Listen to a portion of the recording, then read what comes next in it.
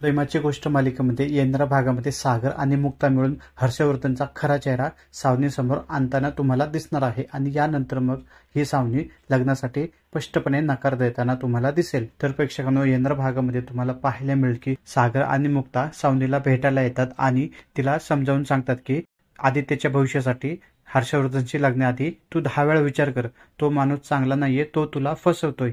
यानंतर या सगळ्या गोष्टीवर सावनी विश्वास ठेवत नाही। यानंतर मुक्ता सावनीला बोलते की तुला खोटं वाटतंय ते तू स्वतःच्या डोळ्याने बघ। यानंतर मग सगळेजण हर्षवर्धनच्या घरी जातात आणि तिकडे घरी आल्यानंतर सावनी ही हर्षवर्धनला एका मुलीसोबत तिला मिठी मारताना पाहते।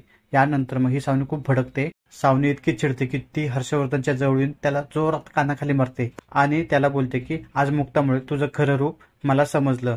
यानंतर मग हा हर्षवर्धन मुक्ताकडे खूप रागाने आपल्याला बघताना दिसतोय आणि आता पाहू सावनी काय निर्णय घेते ते।